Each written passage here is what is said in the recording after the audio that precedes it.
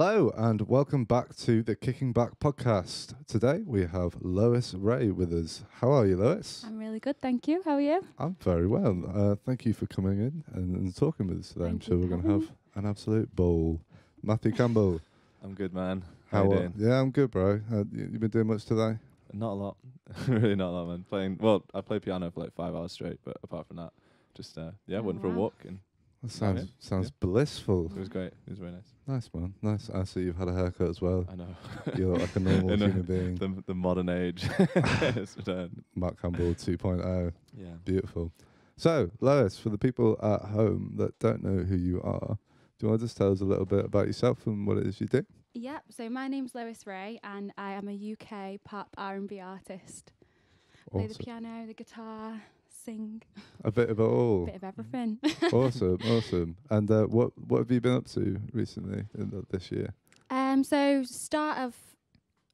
end of 2020 is when I started this project that I'm working on right now, which is a few singles, and then eventually I'm going to release an EP. Oh, nice. And it's all very contemporary R&B pop. So I'm fusing kind of trap drums with orchestral arrangements and obviously soft, soulful vocals, as I like to call them.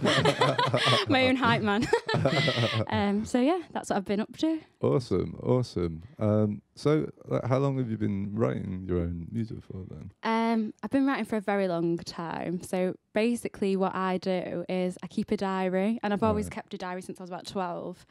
And it's kind of like therapy and really deep, so I won't go too far down the rabbit hole. But like when I'm feeling like a certain type of way, I'll just go to like a random page in my diary and put myself into like how I was feeling that day. So I'll just read it and then sit at the piano or the guitar, make a song out of it. So that's basically what I do. And I've been doing that since I was about 12. I've been writing poetry since I was really young, but songs about 12, yeah. That's a very new answer to that question. Oh, really? Not Nothing like that. Yeah, like it's that a good before. tip actually. If anybody's like struggling to get started, keep a diary and then just put. You don't have, because you might go in the studio and you're like, actually, I don't feel like anything today. I feel good.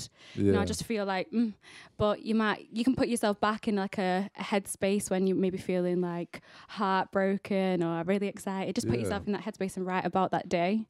That's a good tip.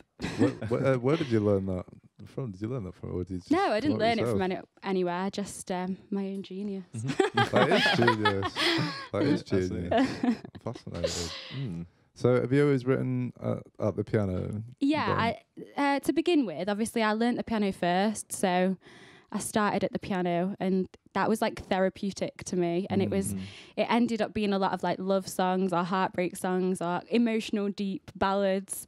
And then when I started learning the guitar, kind of obviously it's more rhythmic. And so I went down a bit of a different avenue. So I was exploring different things, but I suppose it wasn't until I started working with my producer Manon, who sends me beats and I just vibe with them. I think it just opened like a whole new world for me, because obviously it put me in loads of different I just felt loads of different vibes and I could just write to it. So yeah, so it started off piano, went to guitar and then to beats, but I do all of it. Just depends what mood I'm in. Yeah. Ooh. Sorry. Getting excited. Do you want to tell us a little bit like some of the latest singles that you put out? Yeah, tell so us about what they're about. I've got 3 singles out at the moment. So I've got Baddie, and Baddie is all about, it's my first single that I put out, and it's all about not judging a book by its cover, basically. Okay. So it's all based on real life events. Yeah. So I was talking to Manon in the studio about how on Instagram people can perceive you a certain way and you might not be that person, but it's really interesting how people can just look at images of you and think, oh, she's this kind of person, or I can say this to her or do that with her because she's this kind of person. And that's like so far from the truth. So it's just exploring how people judge a book by its cover and why they shouldn't, basically. Yeah. And what I did for inspiration for lyrics for that track was I went into my DMs, I went on my comments, and just things that I thought weren't quite appropriate. Yeah. I like channeled that into my music and I just kind of called it out. So that's Baddie.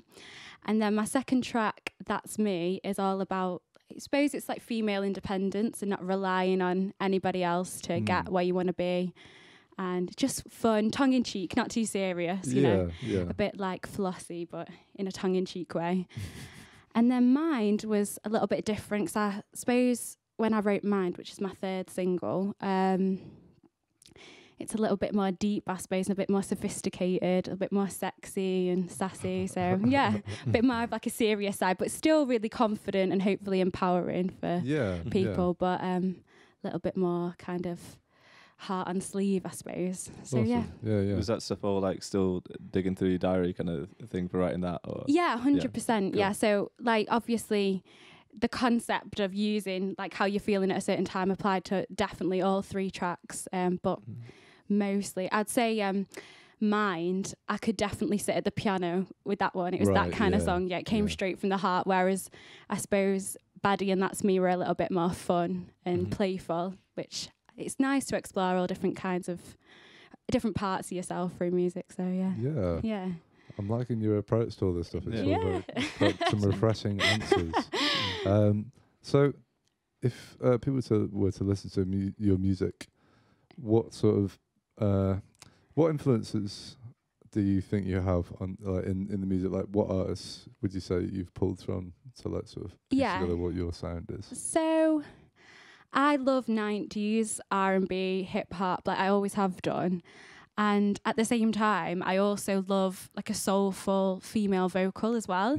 So I definitely say people like Aaliyah. Aaliyah's like my hero. And also I loved her the kind of juxtaposition of her work with Timbaland. So I like have a similar kind of relationship with Manon in the way that the production is so it's Manon, just how Timbaland, you can't mistake a Timbaland track, you can't mistake a Manon Dave track, and then and it's very heavy, bass heavy, got the trap drums, it's really like hard hitting, and then that juxtaposed with a very kind of pretty, soulful, high-end vocal, like not high-end in that way. Top class. Sonically high-end. So yeah, I love that. So I definitely draw inspiration from Aaliyah and a work she did with Timbaland. Right, cool. But also like more modern day, I love Ray Black, Kalani, Rihanna, obviously, SZA, Ariana Grande, all those kind of like R&B, soul, pop artists. Definitely draw inspiration from them. And because I did start as a classical pianist, so oh, did you? Yeah, okay. so there's always little bits of kind of orchestral elements to my music, and I play my own keys, I play the bass sometimes, the guitar. Like I definitely like to keep that thread in there, which I think makes it a little bit different. Yeah. Totally. So a bit of everything, really. Yeah. Would you play like keys live? Is that the plan when you? Yeah, 100%. Yeah, 100%. Because to be honest, when I auditioned for RNCM, I went to audition as a classical pianist. Oh, right, okay. So, and then I got there and I realised that everyone was really good. And my mum was like, I thought you told me you could play the piano. I really thought I could. But when I got there, I thought maybe I'll be better as a pop vocalist, because even though I trained as a classical pianist, like I'd maybe have like a 3-hour lesson playing Tchaikovsky or Mozart, and then I'd go home and I'd be like playing Britney Spears, you know, in my downtime. And that became more natural to me and more just me, basically. So there's always that element of classical running through what I do, but now it's firmly in the pop R&B lane. Yeah. Nice. And like growing up in the house, like what sort of music were your parents playing? Well, my mum, she sings every day. She starts singing at about 5 a.m. She gets up, opens the window, starts singing, and she loves like the powerful, like the Shirley Bassey, old school, Billy Ocean, those kind of like really Mike McDonald. They are kind of like mum artists, but really powerful. And she definitely like inspired me from day one, because she was always singing and she was in the choir at school and stuff. Oh, nice. And my dad was like an artist, so I definitely got like creative energy from both of them from a young age. So yeah, 100%. I had music playing all the time. But my older brother and sister, they grew up in the 90s, so they were always playing, like my brother was always playing Snoop Dogg and 50 Cent and all that. So I got a lot of that as well. So it's a bit of like a melting pot, really, of everything. Yeah. So I had that off my mum, that off my brother and sister, and then I was going to classical piano lessons as well. So it's coming at me from all angles. Yeah. That's cool. Yeah. Can you tell me just like a little bit more about your relationship with your producer?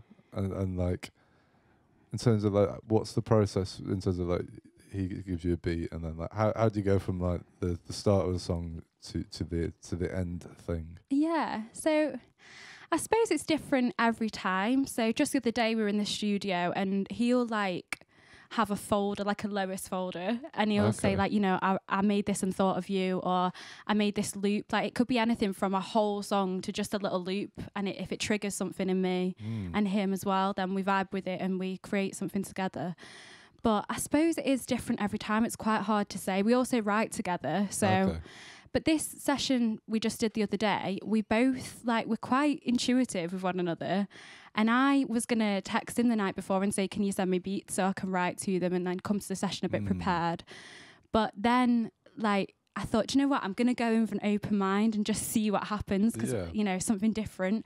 And he actually thought the exact same thing. So we just got there and he played me something. I was like, yes, this is amazing. And we just vibed with it. And I was like, do you know what, Manon? I'm feeling really this today. And we just wrote that. But basically, I was feeling like I just wanted to like just live in the moment and just be free. And it was exactly like how I was feeling. Like I didn't want to prepare lyrics or bring my diary that day. I just wanted to like say what was inside of me. And that's literally what we wrote about. So it is different every time, to be honest. Like when we wrote Baddie, Manon was like, he'd got the beat ready and he was like, Lois, I've noticed that, you know, a few dodgy comments on your Instagram. And I was like, yeah.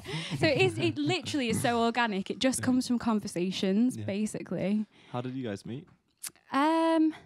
So we met through a mutual friend. I was in London and the friend said, oh, I know this guy. And I was talking about how because at the time I was doing singer-songwriter stuff. I released a demo from my mum's kitchen and stuff. It was all very like raw and it probably should have gone on SoundCloud and not Spotify.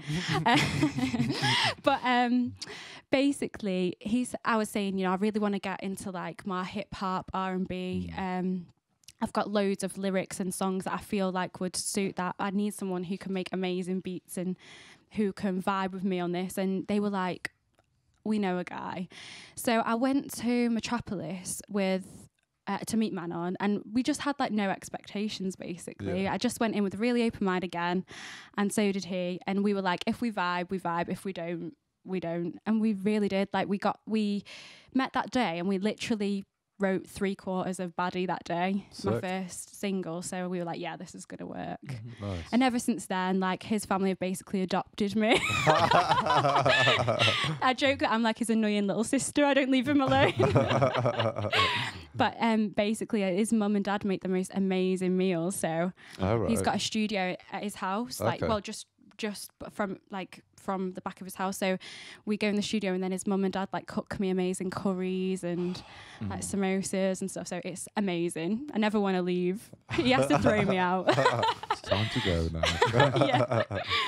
John Mayer talked about that with like, it's like the 8 p.m. dinner is like a good way to ruin a recording session. Do you know what I mean? Like, 100%. apparently it's like as soon as it's kicking out from like 5 p.m. it's like going great. And as when you're about to land on the gold, it's like, oh, dinner time. 100%, yeah. You experience that. And then once you've eaten, you're like falling asleep. Exactly. Yeah. We'll that's 100% me. 100%. Oh, that's brilliant. So, Lois, I was going to ask you about, well, we normally ask this question. There's 5 Desert Island discs. Okay. So this is music that you would take with you to a desert island. Right. So I definitely take a controversial one, but I definitely take Aaliyah, Age is Just a Number. Okay. Age ain't nothing but a number. I'd take Rihanna. I don't know which one. Maybe Talk That Talk. I would take Neo, Year of the Gentleman. What tracks is on that album? The Neo album. Okay, so it's Miss Independent. Yeah. Which is very on brand. There's one of my favourite songs on that album is called The List, which is again an emotional. That's a piano vocal one. Nice. That's one that you sit at the piano, cathartic, I would say. Yeah. So many good songs. Closer. And he is great. Like I saw him. Like actually, I went to see him live. And he stopped the show halfway through because I think he was going through some heartbreak at the time. Oh. And it was my first gig I'd ever been to. Nice. It was MEN at the time, so Manchester Arena. Yeah. And he stopped the gig halfway through, and I thought it was like because it was coming up to like the emotional part. I thought maybe this is like a part of the show, and then all the lights came on, and I was like, oh my gosh! So he actually stopped the show, and I had to go back again like years later. So that was dramatic. Wow, that's very dramatic. It's almost too dramatic. Too dramatic. But they left you wanting more though, didn't they? Yeah, 100%. Yeah, I went back for more a few months later. Yeah. So I've got 2 more, haven't I? Whitney Houston would have to be up there, just because she's so amazing. And what could be my final one? One thing I always say is like you got to think about the vibes, like in terms of like you can't have like all happy or all sad. Because you might be there a long time. Do you know what I mean? Yeah. So you got to like. I feel like Rihanna and Nia were good for them though, because they took you on a journey. They're a bit back and forth. Close on a desert island. I feel like I'm going to get judged for this because I've done very candle-glass pop. Hey, no judgment choices. Here. Whatever the hell you want. What would be my final? Do you want to have a little morbid take on the whole question? Oh God, I don't you know. You could just pick one really, really sad album and just make your time there real short. George, sorry, that's dark, isn't it? Bloody hell! Do you know what? This isn't very on brand for me, but now you've said that, I think Coldplay X and Y is a good album. Okay, yeah. And I would love to see Coldplay live even now, even though that's people might not necessarily think that of me, but apparently they're pretty good live. But Chris Martin's not touring now because of the... Is he not? No, because of the air pollution. Air pollution. Oh, right. I think he's going to do well, nobody's touring now, but... Yeah, apparently. Maybe I'd take that album. Probably think of 10 more by the end of this podcast. Yeah, it's Sorry. one of them. I don't get what it is with like Coldplay, because it seems to get a lot of stick. Do you know they what I mean? do, don't they? But then they've written some great stuff, man. Yeah. You can't nail it every time. I think. I think like people think that they sold out kind of thing. They went really pop, didn't they? I think that early stuff was, but people say this about every artist. The early stuff was so good, and then the later stuff was like they sold out. But I think they're all right. That's a really good debate. Like we're talking about this, and with a lot of guys like that, and like Ed Sheeran, you could put in the same category. Yeah. But like there is a market for like hundreds of thousands of people to like go and watch someone live and all enjoy it and be a part of that experience. So they're not like, when you say selling out, it makes it sound like a selfish thing, doesn't it? Like they're doing it just for themselves or something. But I really don't think people like that have anything to prove. I think they're just doing it because they want to reach as many people as possible. Yeah. So, it's a hard one. It's strange, isn't it? That's a really good point. It's quite spiritual, really. Yeah, exactly. Yeah. Like, what's wrong with being there with like thousands and thousands of people like enjoying it? Enjoying yourself and like singing along to these like huge choruses and stuff. And you're reaching more people, making more people feel more stuff. 100%. Exactly. That's what we're here to do. Exactly. Good point. Kind of going off that, like, do you have like a particular gig that you've been to that you thought like that was amazing? There's influenced you. Been a couple for me. I would say this is going to sound very cliche, but Beyonce and Rihanna were both up there for me. Just the showmanship and the passion was just like incredible. And obviously they're two really strong female artists in kind of the pop R&B lane and also the way that they both stay true to themselves but manage to reinvent themselves of each time they tour is so amazing. But also I can't answer this question without saying that I loved watching Billy Ocean live. He was absolutely insane. He's got some bangers. Like I was dancing for the whole time. Nice. So yeah, he was great. Oh, and Rod Stewart. Rod Stewart as well. We were putting on some Rod Stewart the other day when I we like a bit of Rod. Yeah, I love like an old school. It's actually really good. Like Rod Stewart was really impromptu. Like we weren't gonna like go out that night, and then we got to the hotel and it was like super busy, and we were like, "Why is it so busy?" And she was like, "Oh, Rod Stewart's performing later," and then we thought, "We've got to go." So we went, and it was amazing. He's so good. I was so impressed by Billy Ocean and Rod Stewart. I think it was the longevity of their career and how they were still so passionate and so good at what they do at that age. Like you think I think especially nowadays you think, like if you've not made it by 30, then you're not going to make it. But these people are just proving you can get up there at like 60, 70 and amazing, you can be the best in your lane. Age is just a number. Yeah. It's true. And Rod Stewart was a handsome man back in the day. Very handsome. You know, I've only seen later versions of Rod. I think George is pulling up a photo. Yeah, let's just pull up. Great hair as well, man. Yeah, just really powerful. I hadn't quite fully appreciated it until I was sharing all this stuff the other day. Great, like fashion sense as well. Oh, there. Oh, that's a belting picture. Handsome, looks a bit like me. Disturbing. It's like your long lost family member.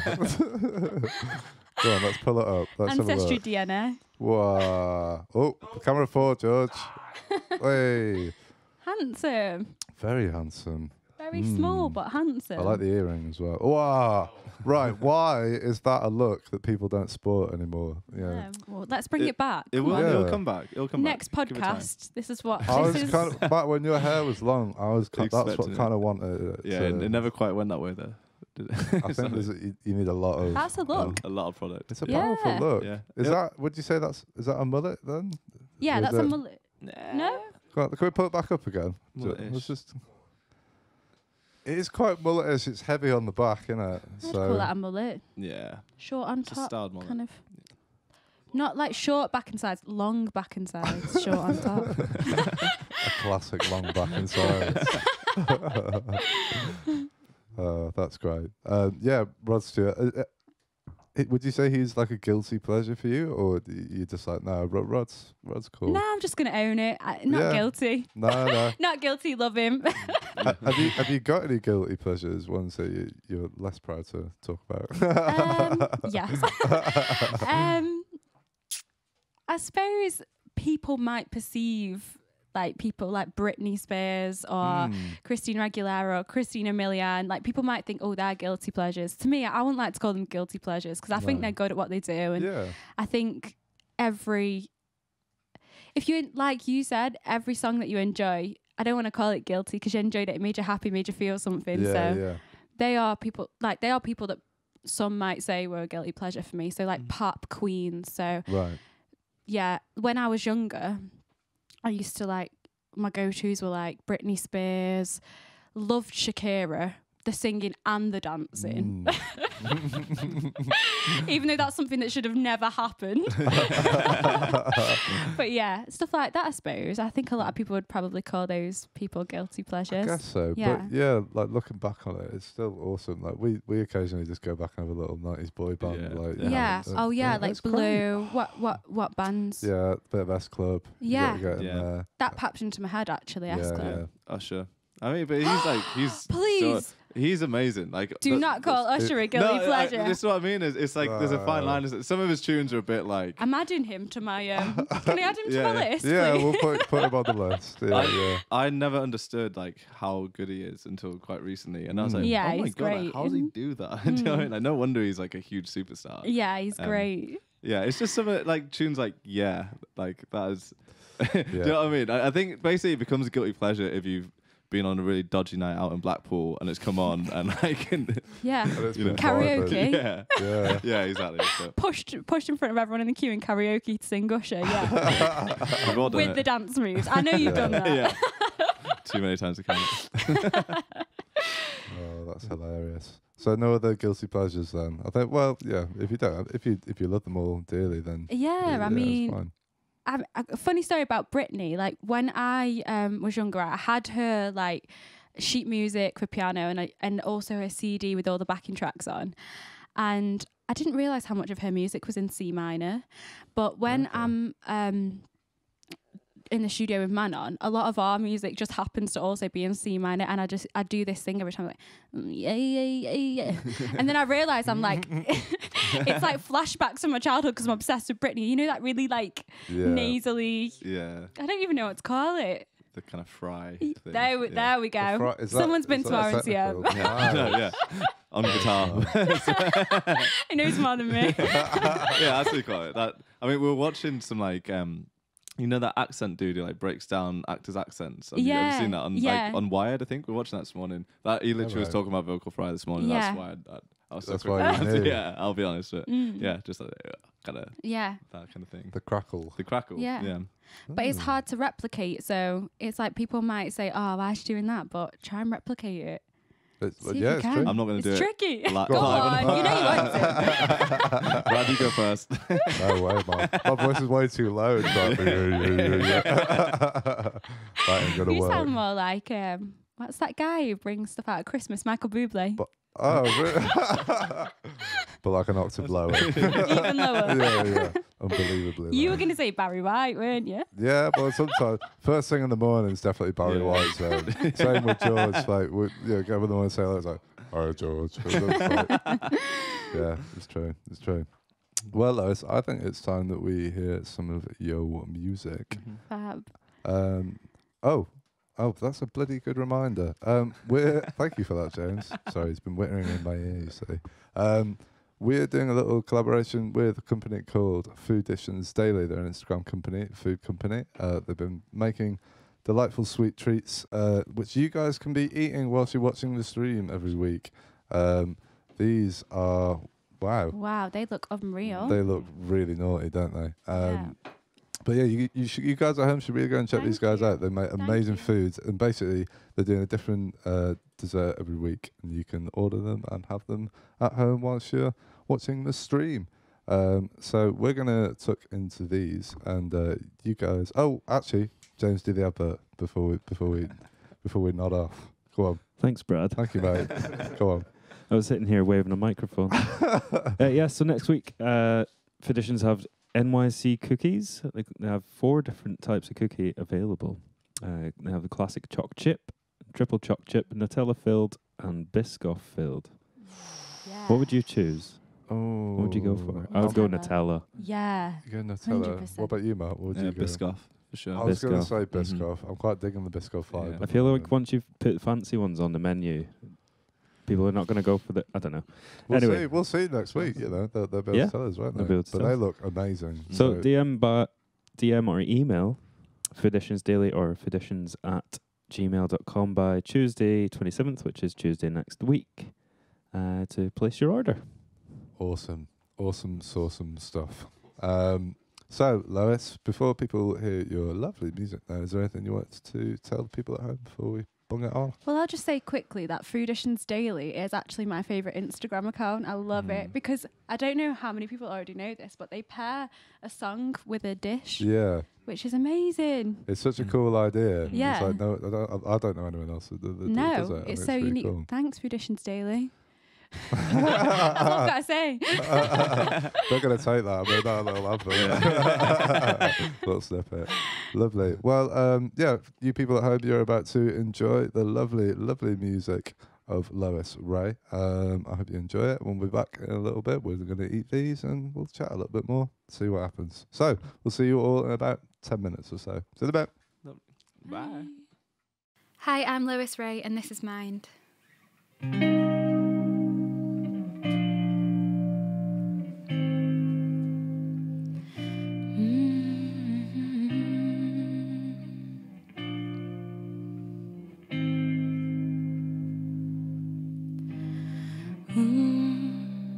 Something about the way you looked at me got me thinking.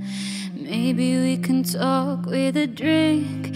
And I see I got confessions to make. You drive me insane. I'm mesmerized by the way I want your skin on my skin. Make me wanna sin. No matter how hard I pray. Feels so good to be bad. I feel it whenever you come through. In too deep, must be mad. I'm drowning in this crazy for you. Think I lost my mind. My mind. Ooh, my mind.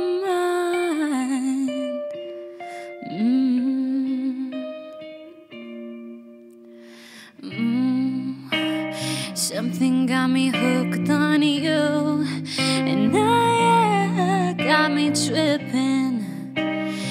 sick and I'm addicted to your remedy.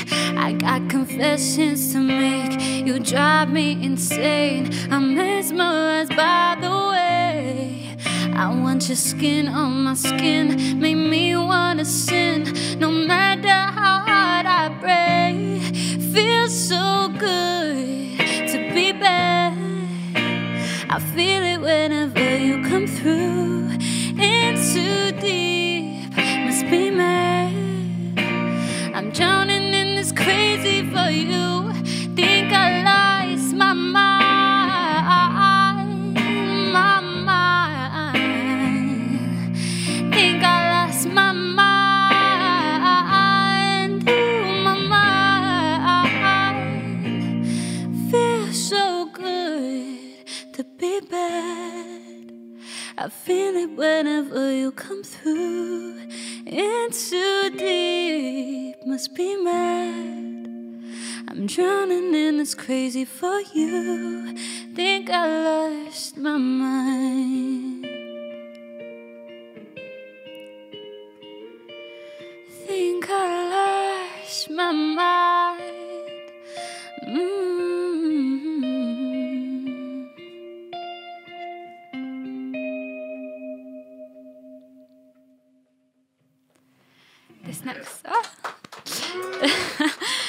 This next one's called Figures.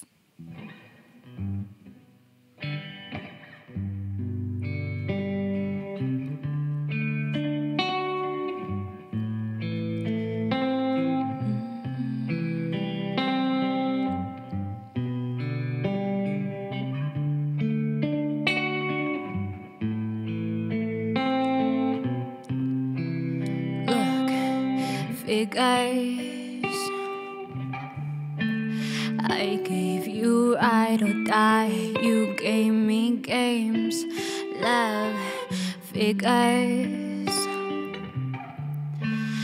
I'm the one crying, 'cause you just won't change, love, figures. I gave it all, you gave me, love, figures.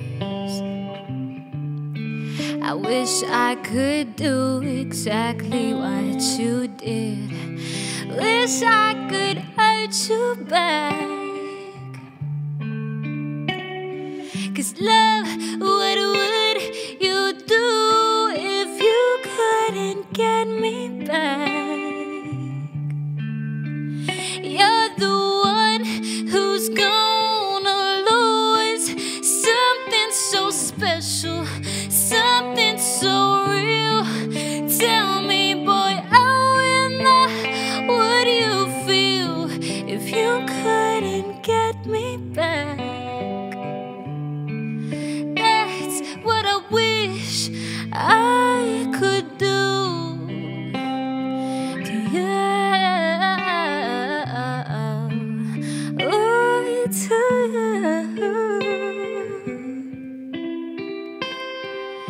you.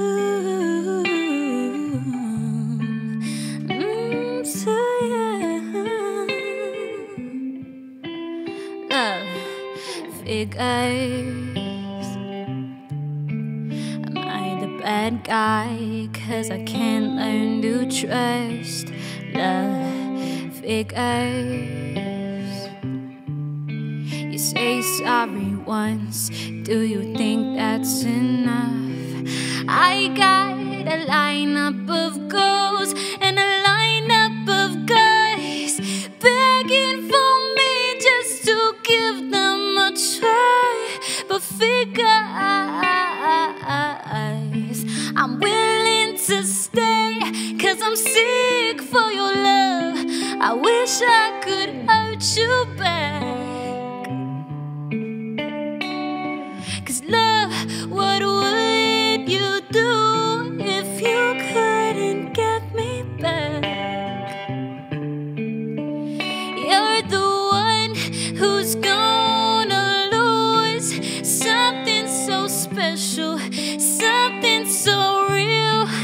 Tell me, boy, how in the would you feel if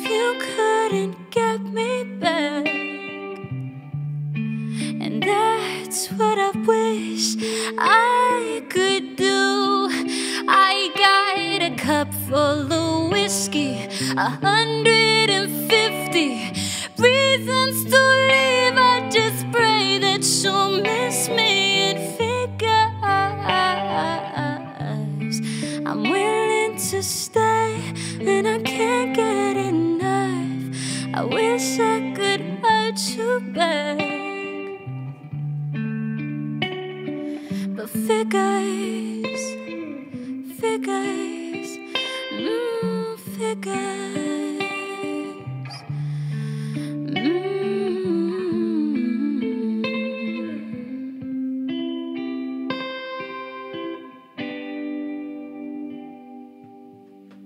Yeah. Thanks, Lois. Where can people find your stuff online then? So you can find me on all social platforms at Lois Rae Music. Awesome. Thanks very much, Lois. Thank you. Thanks, guys. All right. Hello and welcome back to the Kicking Back podcast. You have just heard some delightful music from our guest today, Lois Rae. Lois, thank you very much for coming in and playing for us. It was lovely. No, it was my pleasure. Thank you for having me. No, it's good. So the 2 tracks you played there, they're out on Spotify? Yes, Yeah. out on Spotify. Awesome, awesome. Where can people find your stuff online if they want to find? So on my socials, I'm just Lois Rae Music on everything, I think. And then Spotify, Lois Rae. Just type me in. You'll I find think I'll it. come straight up. I think I'm the only Lois Rae about, so Awesome, as far awesome. as I know. And have you got any new releases or anything coming out this year? Yeah, 100%. So I've got a couple more singles on the way, and I'm also working on my EP, and that'll come out whenever it comes out. It was going to come out at the start of this year. Now right. it's a bit later, so Yeah. we'll see when that's coming. But definitely a couple more singles in the works and stuff at the moment. Awesome. So yeah. Awesome, that's cool. Matt, you were going to ask. So go on. was that your first performance of this kind of like project then? Yeah, That it was was your first one live of. performance, I've been basically just playing around with, obviously, the tracks on Spotify are very like high production levels and everything. So live, I obviously want to show the other side of myself, that I'm like a multi-instrumentalist, and I like being experimental with different instruments, and that's why I'm excited about this music that I'm putting out, because it can go in so many different directions. Yeah. So, you know, I really want to do stuff with just me and the bass, or, you know, oh God, I've got so much in my head that I want to do. It could go on forever, but I think that's like come a little bit from RNCM. Like, obviously we all had like the music college that I went to, we had to like arrange tracks, didn't we, into like different things, like make them sound nothing like the original. And I love stuff like that. So live, I definitely want to showcase. I want, obviously, it'll be my music. It'll be Baddie, that's me, Mind, and whatever else I release. But a new spin on it, keeping it fresh all the time and experimenting. So yeah. Awesome, awesome. Yeah. So do you think when you do get to these live performances, is it going to be like with a full band, do you think? Some, yeah. I'll have some full band. I'll have some stuff, the keys. That's like a big part of my music. Maybe I'll start on the keys, bring the band in, bring a gospel choir in. Who knows? It could go on forever. No, I'm joking. Just keep adding it in. Yeah, so I suppose we'll have to see. I'll just go with the flow and the vibes of what sounds good. Yeah. Have you got any live dates booked in at the No, moment? not yet. Watch this space. It's going to be happening. It's going to be happening. Yeah. Awesome. I wanted to talk to you a little bit about sort of women in music. Yeah. I feel like there's a bit of a movement at the moment going on. I just wanted to ask you about, are there any particular artists that you find inspiring in that area, or just your general opinion of what it's like being a woman in the music industry? Yeah, I think for me, it's every woman in the music industry is inspiring, because every woman has had to work very hard to get where they are, no matter what kind of music they're putting out, or whether they're a songwriter or a producer.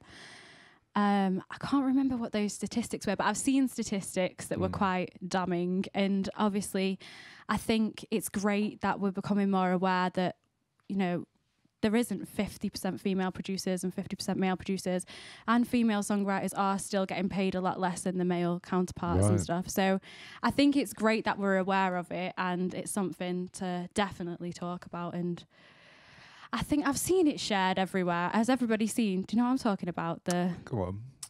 It's like producers. I think something like 9% of producers are female and like 91% are male and stuff. But I feel like awareness is the very first step. If we're aware that this is like the case in the industry, it's the first step to get better. And I always encourage, like in my sessions, I work with some amazing female songwriters, and I know a lot of amazing female artists and producers, and I always encourage them to collaborate with me, or I love collaborating with them. And I think that's a key thing. If we all, and men as well, if you're like a male producer or a male artist, work with females and give them a chance to shine, because I think just give them a space at the table. Yeah, definitely. Why do you think it is that? Because me and Matt were talking about this. Is that why is it that there are less women in the industry?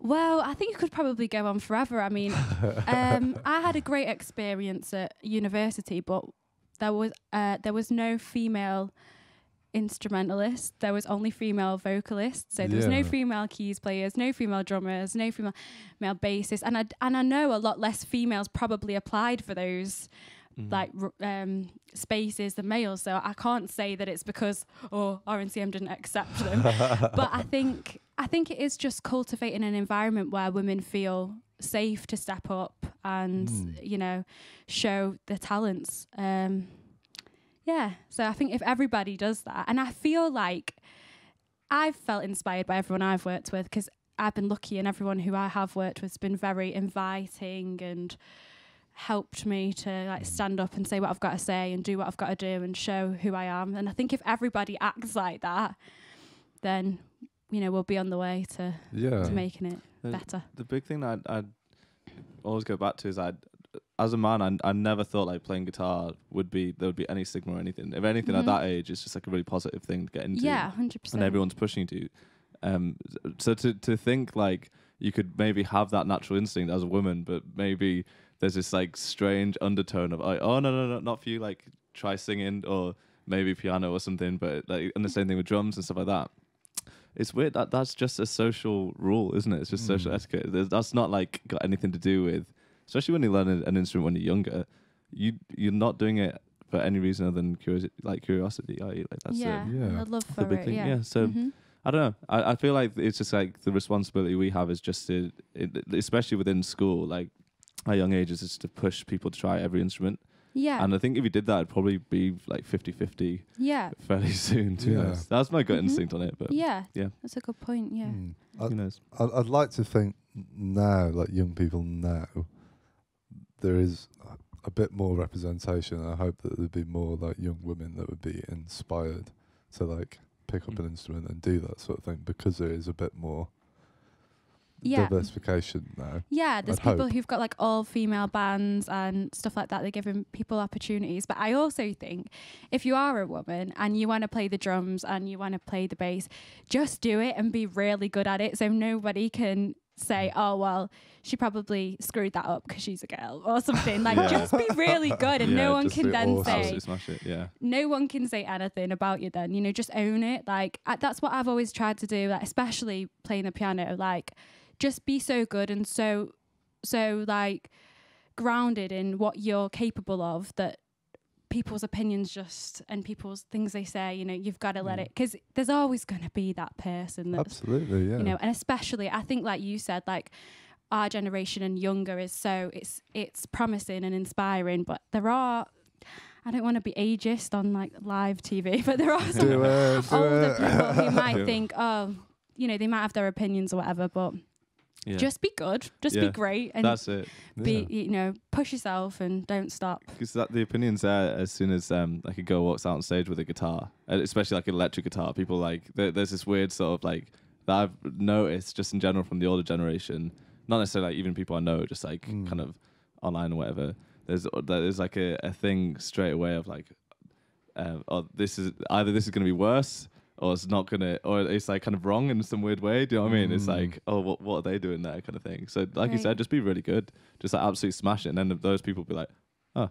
Yeah, people like Phoebe Bridgers and St. Vincent are kind of leading the way in the like alt rock sort of world. Yeah, you know, that's great to see. Yeah, and that's something like myself that I'm very conscious of. Like, if you have got a talent, don't shy away from it and show people. Like, obviously, I could have took a back seat with playing piano or playing guitar, playing the bass, and being like, oh, actually, I don't have to do this, but I want to push it and show people, you know, I'm not just like a made up face that can sing and, you know, whatever. It's like, it's more than that.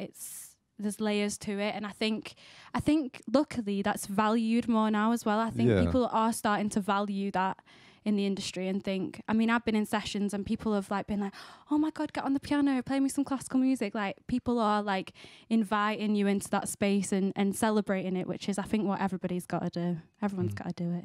Yeah. Woo, go women. Yeah, absolutely. I saw some festivals this year billing, like, saying that they're going to bill 50-50. You know? Yeah. Trying hard to represent both sexes, you know? Yeah. It's great stuff. Yep. Especially if like 50-50 and everyone's amazing. Exactly. You know, if A dream. I feel like personally, if I'm going for something like a space on a festival and there's a male that's better than me, fine. You know, I just want to be equal. Like, if there's somebody better than me who happens to be a male, fine, book him. But that's what we've got to do, just show that we are good and equal, and book me, I'm better. That's the energy I want to bring. So. Yeah. That's cool. You know, was it Buddy, the song with the people that talk, like giving you shit online, or that song? I always find it difficult. I mean, I'm not a huge fan of like social media stuff. I try not to spend a lot of time on it. Yeah.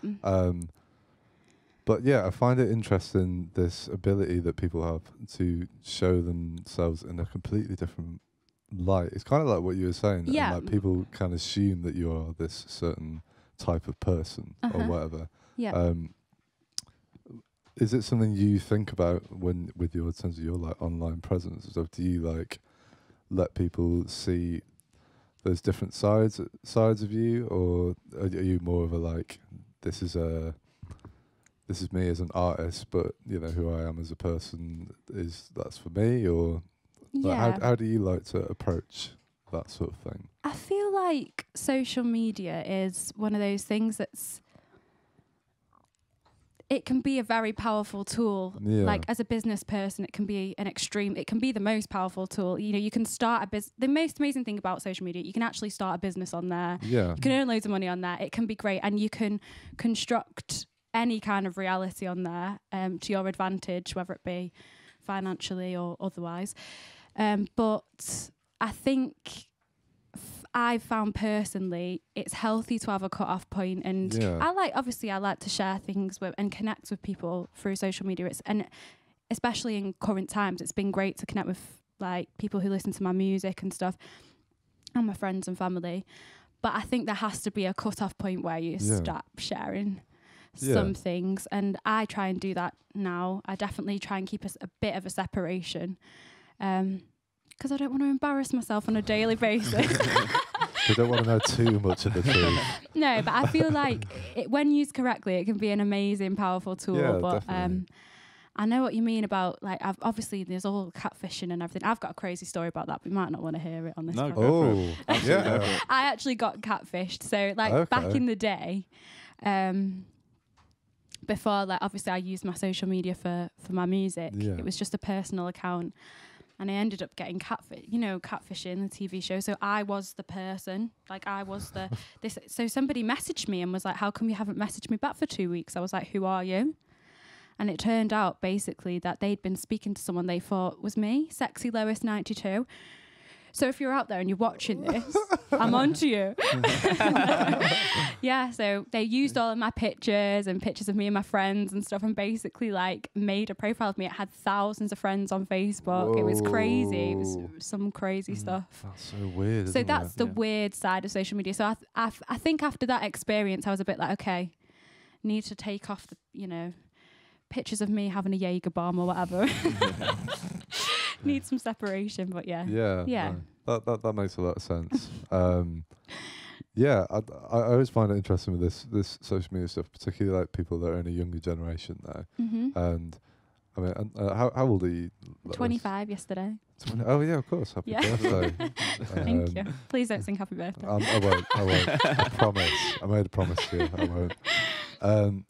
Yeah, because like people. Well, I mean, I'm 26, so I guess we had a bit of time in our life where it didn't exist. Yeah. Do you know what I mean? Yeah. So it was kind of a grounding and a bit of normal life. Mm-hmm. Yeah, I just find it concerning. I would be terrified being a young person these days and having all this on your on your hands and just like all that sort of seeing that negativity and not knowing like because it becomes your world, doesn't it? I guess it can do. Yeah. Yeah. Especially if you're a young person, you don't know what real life is, and you're basically getting this list of things of what's great and what's bad about you.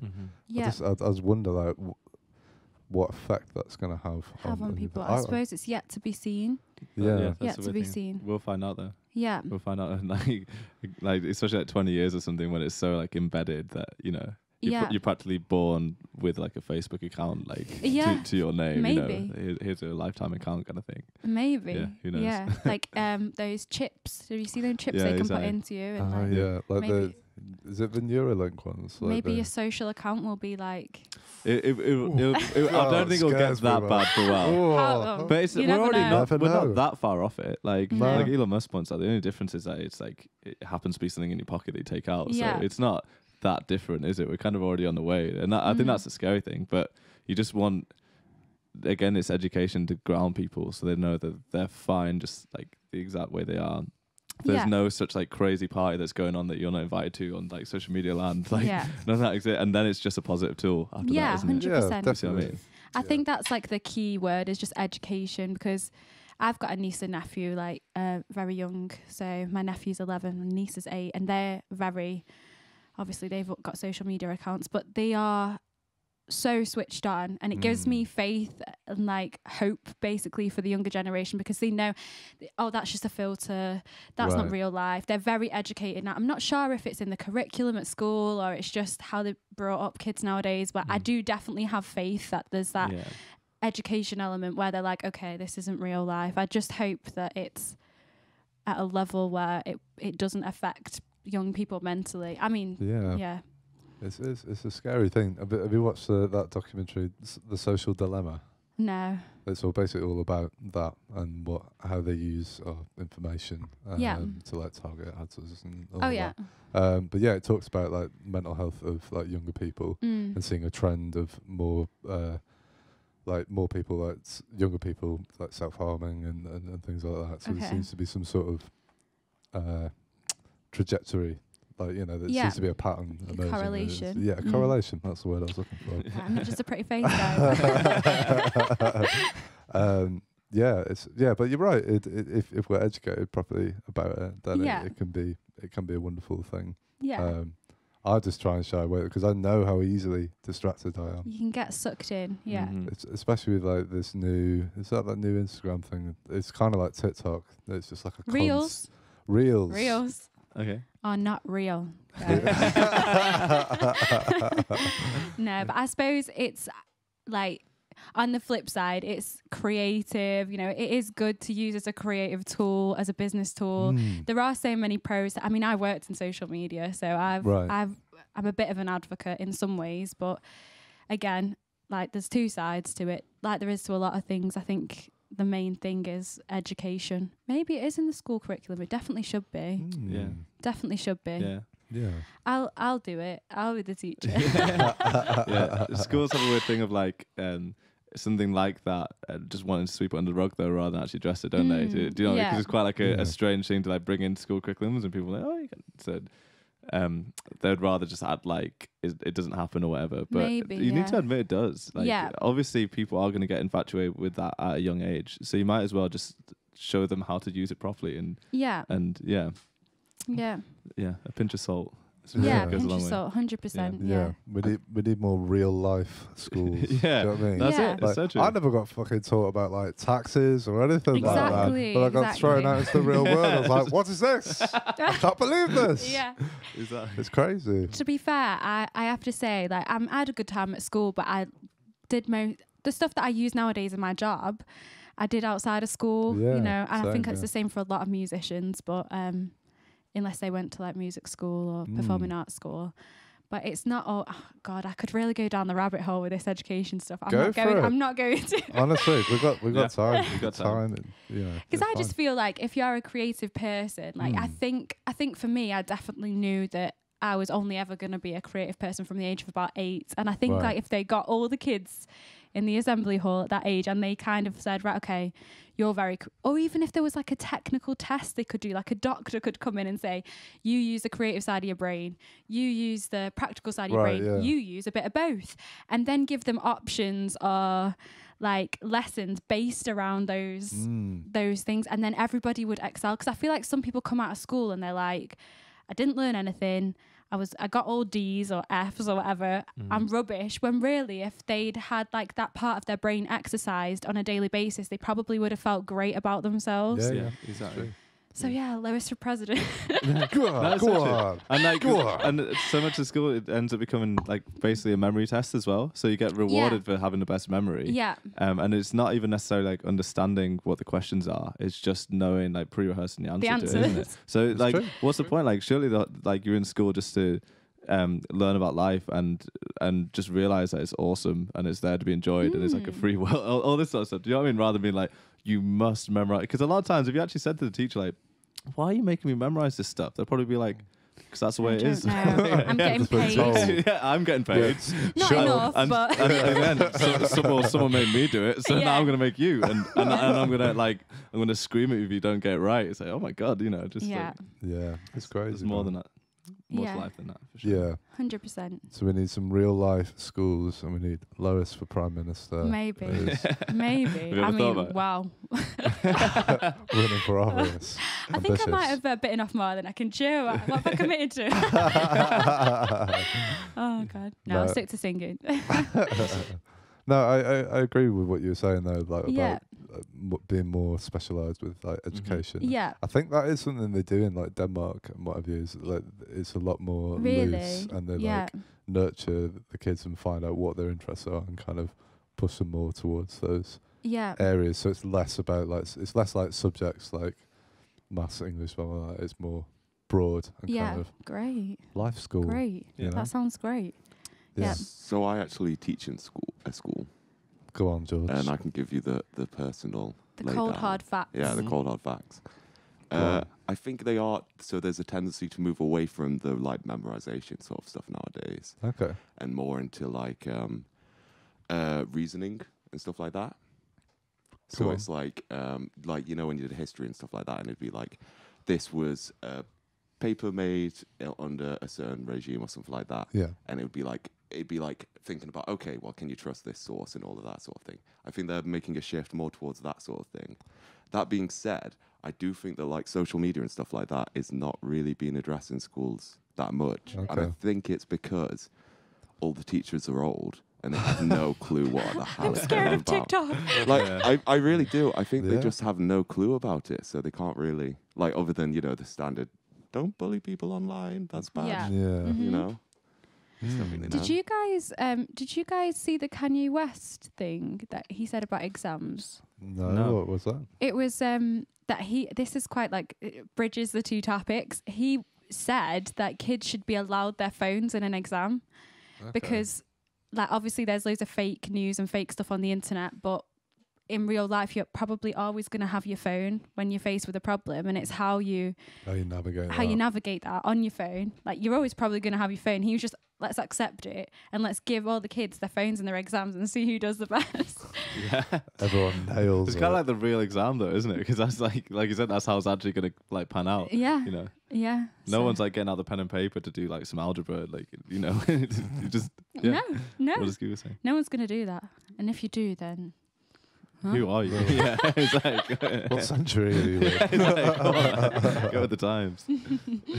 No, yeah, I agree with all this. Like, yeah, a phone could be a wonderful tool. I mean, I use it all the time for like when I'm filming stuff. Like, just even like having an app where I can like be on a location and see where the sun's going to be at what time. And just like loads of stuff like that. It's like, it's invaluable. Yeah. And same with just the internet in general. Like, I'm not a trained videographer. Like, I didn't study or anything. Just like learn everything just on the internet, just on YouTube. It's such a brilliant resource. If you like dedicate your mind to it, all the information's there, you know? Yeah, 100%. Yeah. It's good. I learned how to do my makeup on YouTube. You can probably tell. Just like all over your face. But yeah, you can learn a lot. You can definitely learn a lot. It's amazing. So, yeah. I think it's like talk about like the people that don't necessarily suit the school environment and come out with it with, you know, a parent being a failure. I think that's like a great another option. Do you know what I mean? Just opens up another avenue. Like, you don't have to pay for your education. Yeah. To do what you want to do. Yeah. Do you know what I mean? Or within reason, like, you know, if you want to be a doctor, obviously, don't just learn on YouTube. Figure it out. You'll on the be job. fine. You'll be fine in surgery. I've watched 10 YouTube tutorials. I've got this. No, I had like an experience like that at school because I was doing all of my piano exams, guitar exams, classical vocal exams, musical theatre vocal exams, acting exams, dancing exams, all the stuff that's like been invaluable to me I did outside of school. Right. And I was always bugging my teacher for time off school to do these things because often, as you guys all know, it's like, 12 p.m. on a Thursday and it's like, I'm supposed to be at school. Yeah. So she would never let me have any time off, and it was really frustrating because she just thought I was messing about or skiving, I think. And then when I was applying for uni, I obviously had to take my qualifications with me. Right. And obviously there was a stream of qualifications because I'd like was so passionate about it. And she was like, have you printed the page off 4 times? I was like, no, this is what I've been doing outside of school. And she was like, oh, wow. And I think if she'd have known that or cared to even listen, I sound like I hate this teacher. I actually don't. I hate the system. And then maybe like my experience could have been different because what was kind of not crammed, but like I'd do 6 hours of school and 2 hours of what actually you wanted to do. I wanted to do and needed to do. Yeah. It could have been the other way around. I think it could have been the other way around. So yeah. I don't know. Maybe I'm asking for too much in this life. Keep on asking. I know, yeah. Keep on asking. Yeah, no. So yeah. Yeah, I agree with that. I had similar experiences in school, and it's just it's not. Even if you were like skiving, does it really matter? Do you know what I mean? Like, all it shows is like you don't have an interest in what's going on. Yeah. Do you know what I mean? Yeah. Obviously, you don't be like going out and doing drugs and like, no. But I'm all for that though. Say you were skiving to go to the skate park. Well, like the teacher should. I mean, can't somebody find out and then be like, right, let's get this guy to be like a pro skater or whatever. Do you know what I mean? Let's just like, celebrate that. Yeah. Yeah. There's always something to like champion in people. It's just finding it and So you will be a solicitor. we want you to be. It's not up to you. Do you know what I mean? Yeah. I like skating. Like, let me do it. You know. Yeah. I remember my. I hope he's watching this right now. My maths teacher, Mr. Buckler. You listen, Mr. Buckler. You listen to this guy. He won't be watching, man. He'll be having a pot noodle or something.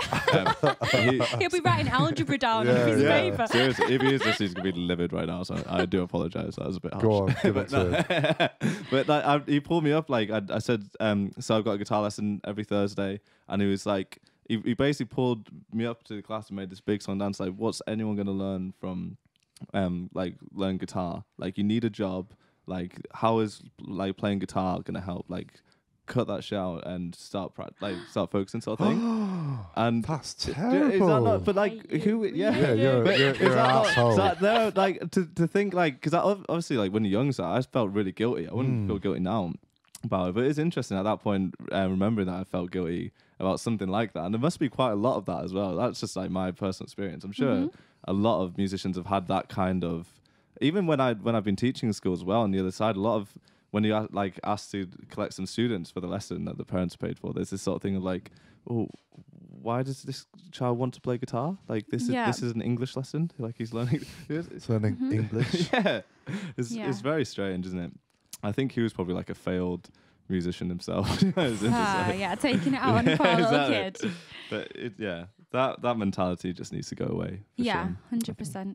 100%. I suppose on the flip side of that, if you're a history teacher, was he a history teacher? Maths. If you're a maths teacher, you're going to think that your subject is the most important thing. Do you know what I mean? Because if you didn't, then you'd be like, oh, I'm just fucking wasting my time. I so maybe it's just a bit of his ego getting in the way. Yeah, that's true. And I guess it's just one kid in the class. If every like week every student was like, so I'm going to go play some guitar, he'd probably get pretty annoyed. Do you know what I mean? But it's like 1 in 30. I think that's fine, isn't it? So yeah. I do think though there's like a responsibility if you're anything like a teacher or somebody, because kids, I've noticed with kids, like, and myself, like from being a kid, I know that when somebody like your teacher might make you feel like that, you're not kind of developed enough to know, okay, that's just one person's opinion and it doesn't matter to me. Like now I feel 100% like that. But at the time when you're a kid, sometimes you think, oh, well, that's my teacher and teachers know everything because teachers teach me things. So like, I think there is like a responsibility to not say stuff like that to kids because you don't know how developed a kid is and how much it might, I mean, it's lucky that you just thought that teacher's, it doesn't matter, I'll still carry on, because you don't know with children what you're making them think. You don't want to make them feel ashamed for playing a musical instrument. I mean, that's just crazy. It's madness. Yeah. Absolutely. There's a responsibility to be nice to kids. It's true. It's true. And things that happen in our childhood that we like carry on into our adulthood. That we don't even like necessarily know about, and then something terrible happens and you're like, oh fuck, that's because this person said this to me when I was this year. Like, I remember now. All the dots line up and it's like, oh, it's that fucking maths teacher. I said I didn't want to talk about childhood trauma. Sorry. I definitely said that. You did definitely say that. I'm joking. We always end up talking about, I don't know, I just find like mentality and things like that. I find it fascinating. Yeah, no, it is fascinating. Yeah, it really is. Just like, and like the roots of like just things that you carry within. You're like, oh, that's kind of strange. You can think back onto where it's come from. Yeah. And it's kind of, it's like everything as well, isn't it? That's like just the lens that you have into the world. So you really can't like understate the importance of whatever your mentality is towards things. Like sometimes, if you notice, like you can be in a terrible mood or whatever, and you can actually just snap out of it, and then you're like, oh shit, my whole world was terrible a second ago for whatever reason, but all that's just gone. It's like, oh, no, I'm fine. So and then you realize actually like you could be capable of doing that for like months on end if you're not careful, like falling into a slump of like negative thinking and things, and then that is like how you perceive the world to be. Like it's so strange, isn't it? So again, another thing.